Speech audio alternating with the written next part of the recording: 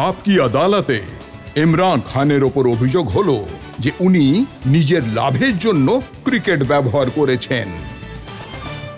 ইমরান সাহেব, এটা সত্যি যে ক্রিকেট আপনাকে সুপারস্টার বানিয়েছে, জনগণ আপনাকে অনেক ভালোবাসা দিয়েছে, নবযুবকরা এক ধরনের গড অফ ক্রিকেট খোদা মনে করেছে আপনাকে, কিন্তু আপনি ক্রিকেটের জন্য কি করেছেন?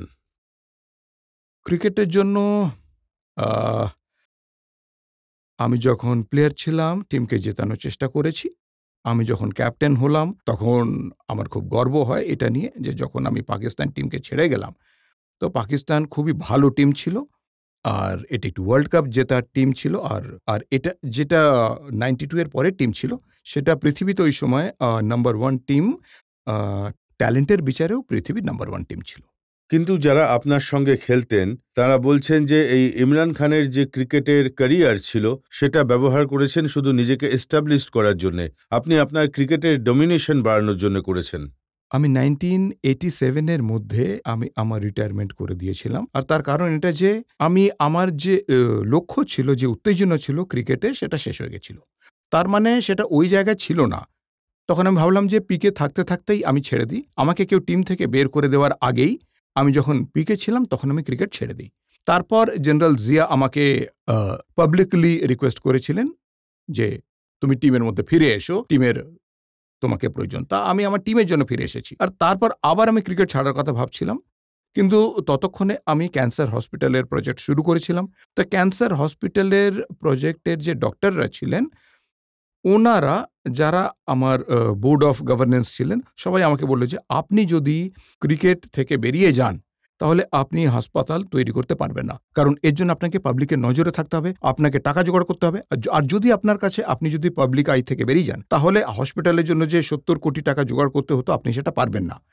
এই কারণে আমি শুধু ক্রিকেট খেলেছি ক্যান্সার হসপিটালের জন্যই। জাভেদ মিয়াঁদাদের বই আছে অটোবায়োগ্রাফি, সেখানে উনি লিখেছেন যে যেসব প্লেয়াররা রয়েছেন তারা ইমরান খানের নাম মিটার রেখেছিলেন, মানে যে মিটার শুধুমাত্র টাকায় চলে। অ্যাকচুয়ালি এই কথাটা তো উল্টো হয়ে গেল। আপনি যে মিটারের কথা বলছেন, আসলে তো ওই টিমে যেখানে ৩-৪ জন ছেলে ছিল, সেখানে যাদের টাকার লোভ কারুর বেশি থাকে, কারুর কম থাকে, তাদের এই ধারণা ছিল যে ওয়ার্ল্ড কাপে যেসব মানুষ খুশি হয়ে টাকা দিত, সেই টিমের টাকা যাতে আমি হসপিটালে নিয়ে যেতে না। ওনারা দুটো অভিযোগ করেছেন। একটা অভিযোগ হলো যখন ম্যাচ শেষ হলো তখন জয়ের যে আনন্দ ছিল, যে উত্তেজনা ছিল, সেটাকে আপনি ব্যবহার করেছেন আপনার ক্যান্সার হসপিটালকে পাবলিসিটি দেওয়ার জন্য। সেই সময় আপনি স্পিচ দিয়েছেন, সেখানে বলেছেন আমার ক্যান্সার হসপিটালের জন্য সাহায্যের দরকার। এর জন্য তো আমার কোনো লজ্জা নেই, কারণ আমি আপনাকে বলেছি যে আমি হসপিটালের জন্য খেলছিলাম। আর হসপিটাল তো মানে আমার নিজের স্বার্থে ছিল না, পাকিস্তানের জন্য, পাকিস্তানের মানুষের জন্য ক্যান্সার হসপিটাল। তো আমি তো আমার দেশের জন্য করেছিলাম, তাই এর জন্য তো আমার কোনো লজ্জা নেই যে আমি পাবলিসিটি দিয়েছি। আমি তো 2 বছর ধরে পাবলিসিটি দিচ্ছিলাম। আমি তো যখন কোনো প্রাইজ জিততাম সেটা আমি আমার হসপিটালকে দিয়ে দিতাম। 2-3 বছর আগে ক্রিকেটার অফ দ্য ইয়ার হয়েছিলাম পাকিস্তান টিমের হয়ে খেলতে গিয়ে। তা আমি জেনে শুনে আর কি, মানে ক্রিকেটার অফ দ্য ইয়ারের যে গাড়ির অ্যাওয়ার্ড ছিল সেটা হসপিটালকে ডোনেট করেছি, সেটাকে প্রজেক্ট করার জন্য। আপনি আপনার যে অ্যাওয়ার্ড হসপিটালকে দিয়ে দিতেন সেটা নিয়ে কারোর আপত্তি ছিল না, কিন্তু যেসব প্লেয়াররা ছিল তাদের মনে হয়েছিল যখন ফিরে আসছিলেন সিঙ্গাপুরে থামলেন, সিঙ্গাপুরের অ্যাম্বাসাডার একটা চেক দিলেন, গোটা টিমের জন্য সেই চেকটা হওয়া উচিত ছিল, আপনি সেটা হসপিটালের কাজে লাগিয়ে দিলেন। আমার যখন এটা খেয়াল হলো, আমাদের অনেক খেলোয়াড়দের মধ্যে এই মনোভাবটা আছে যে আমি টিমের টাকা হসপিটালে কাজে লাগাচ্ছি, তখন আমি সিদ্ধান্ত নিলাম যে এর ওপর ক্রিকেট ছেড়ে দেওয়ার। কারণ এরপর তো আমার ফোকাস ছিল হসপিটাল, ঠিক আছে? আর আমি তো ক্রিকেট খেলছিলাম আর অ্যানাউন্স করেই খেলছিলাম যে হসপিটালের জন্য খেলছি। তাই এতে তো কোনো, কিন্তু এটা বলার যে আমি ছেলেদের টাকা হসপিটালে দিচ্ছি, এটা তো কোনোদিনও কোনোভাবেই করা সম্ভব ছিল না। আর তাছাড়া এই যে আপনি সিঙ্গাপুরের কথা বলছেন, সেই অ্যাম্বাসেডার আজও আছে, সিঙ্গাপুরে নয় অবশ্য, ইসলামাবাদে আছে। ও হসপিটালের জন্যই পয়সা জোগাড় করেছিল। কিন্তু অবশ্যই প্লেয়ারদের ইমপ্রেশন ছিল যে ওই টাকাটা টিমের জন্য ছিল। অনেক ছেলেরা লোভী হয়ে থাকে আর তাদের এই টাকার খিদে পেতেই থাকে আর কি। আমি বলবো যে এটা দুর্ভাগ্য, ওরা লোভের বশবর্তী হয়ে এটা করেছে আর কি। আমি ওদের টাকা হসপিটালকে দিয়েছি, এটা একদমই ভুল ছিল। এটা উনি নিজের বইতে এটাও লিখেছেন যে আপনি বোর্ড অফিসিয়ালদের সাথে মিলে প্ল্যান করে ওনাকে ক্রিকেটের ক্যাপ্টেনশিপ থেকে সরিয়ে দিয়েছেন। আমি বোর্ড অফিসিয়ালও ছিলাম না, আমি বোর্ডের মেম্বারও ছিলাম না। আমি কি বোর্ডকে বলে ওনাকে ক্যাপ্টেন থেকে সরিয়ে দিতে পারতাম? এটাও একটা মানে প্যারানয়িয়া ছিল। আর এটা হলো দুর্ভাগ্য যে জাভেদ মিয়াঁদাদ এই ধরনের কথা লিখেছেন। যতদূর আমি আমরা একসাথে মিলে আমাদের বিরাট জম্পেশ কম্বিনেশন ছিল আমাদের, ওকে, টিমে জাভেদের দারুণ পারফরমেন্স ছিল, কিন্তু এই ধরনের কথা লেখাটা আমি খুব অবাক যে এই ধরনের কথা উনি লিখেছে। একটা বড় স্পেসিফিক কথা লিখেছেন যে ইমরান খান আমাদের টিমকে ভাঙার চেষ্টা করেছিলেন। যখন আপনি ক্যাপ্টেন ছিলেন তখন লন্ডনে একটা পার্টি দিয়েছিলেন। ওই পার্টিতে উনি আপনি 3 জনকে আমন্ত্রণ জানাননি, জাভেদ মিয়াঁদাদকে, রমিজ রাজাকে আর সেলিম মালিককে। ওদের বাদ দিয়ে বাদবাকি গোটা টিমকে আপনি আমন্ত্রণ জানান। দেখুন, এটাও না একটু নিচু মানসিকতা, যদি এভাবে কেউ ভাবে তাহলে। টিম কি এভাবে ভেঙে যায়? যে টিমে 4 জন ছেলে পার্টি থেকে চলে যাবে অন্য পার্টিতে, সেই জন্য টিম ভেঙে যায় নাকি? কিন্তু আজ আপনি মনে করেন যে আজকের ক্রিকেটারদের মধ্যে, সেটা হিন্দুস্তান হোক বা পাকিস্তান, ক্রিকেটারদের বেশিরভাগ লক্ষ্য এন্ডোর্সমেন্টের ওপর, অ্যাডভার্টাইজমেন্টের ওপর নাকি খেলার ওপর? ও যদি প্রফেশনাল ক্রিকেটার হয়, তাহলে যদি সে অ্যাডভার্টাইজমেন্ট করছে, স্পন্সরশিপ করছে, আর যদি ক্রিকেটের ওপর ও ফোকাসড থাকে, তাহলে তো কোনো দোষের কিছু নেই। আমার তো মনে আছে আমি যখন প্রথমবার হিন্দুস্তান এলাম ক্রিকেট ট্যুরের সাথে আর কি, তো আমার এই রিব ইনজুরি হয়ে গেছিল, আর আমার তখন সবকিছু পিকেই ছিল, জীবনের সবচেয়ে ফাস্ট বোলিং করছিলাম সেই সময়। তো যেহেতু আমি খেলতে পারিনি, তখন আমার উপর এমন অভিযোগ করা হয়েছিল যে স্যার ও তো অনেক রাত পর্যন্ত পার্টি করছিল, হিন্দুস্তানি নায়িকাদের সঙ্গে বন্ধুত্ব আছে ওর, জিনাত আমানের সঙ্গে আপনার নাম যুক্ত ইত্যাদি আর কি।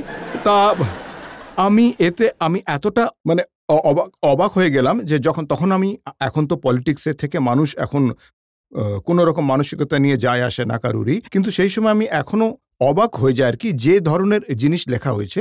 যে লোকজন বলেছে আমি ওকে পার্টিতে দেখেছি ভোর 5টা পর্যন্ত জেগেছিল, মদ খাচ্ছিল, অথচ আমি জীবনে কোনোদিনও মদ খাইনি। তা এই ধরনের অভিযোগ করা হয় আর কি। স্পোর্টসম্যানকে ফেস করতে হয় এসব।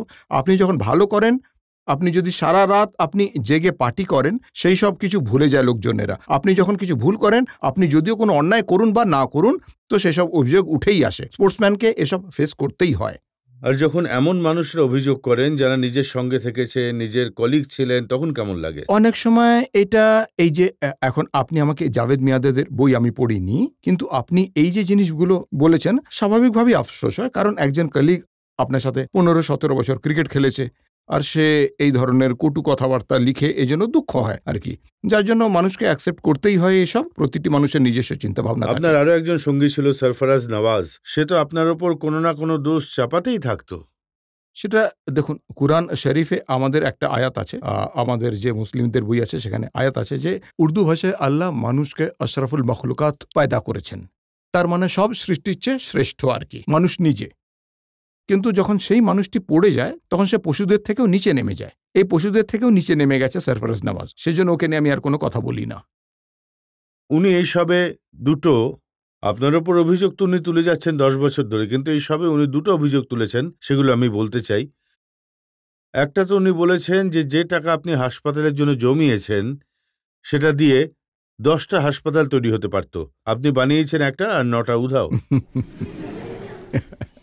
এর মানে হলো এই যে ওর নিজস্ব মানসিকতা রয়েছে, সেটা বলছে। এর মানে হলো এটা যে ও যদি হসপিটাল বানানোর জন্য টাকা জমাতো, তাহলেও 10 ভাগ হসপিটালের কাজে লাগাতো আর বাদবাকি নিজের কাছে রেখে দিত। আপনি ইংরেজিতে এক্সপ্রেশন শুনেছেন না? সে বলে না, it takes a thief to catch a thief. মানে হলো যে চোরের চিন্তাধারা চোরের মতোই হয়ে থাকে। সে নিজের মতো, কারণ সে চোরের মতোই সে ভাবছে, তারপরেই সে সেভাবে মুভ করবে। এটা আপনার চিন্তাধারাই বলে দেয় আপনি কেমন। উনি আরো একটা অভিযোগ করেছেন। উনি বলেছেন যে আপনি যে হসপিটাল তৈরি করেছেন, সেটা এই কারণে করেছেন, এই যে জুইশ ফার্মাসিউটিক্যালস কোম্পানি আছে, যা আপনার ফর্মার ইন লজের কোম্পানিগুলো আছে, তারা কিছু এক্সপেরিমেন্ট করতে চেয়েছিল ক্যান্সারের ওষুধ বানানোর জন্যে। সেগুলো মানুষের ওপর এক্সপেরিমেন্ট করতে হতো, আর সেটা আপনার হসপিটালে হোক, এই জন্যই হসপিটালের জন্য এত খরচ করা হয়েছে। আমি বললাম না যে পশুবৃত্তির নিচে নেমে গেছে। এসব নিয়ে এখন আপনি এসব কেন ইংরেজিতে বলে না যে গন কেস, এটার নিয়ে কোনো কথা বলবেন না। ও হলো অসভ্য লোক, আর অসভ্য ছাড়াও একজন খুবই বাজে মানসিকতার মানুষ।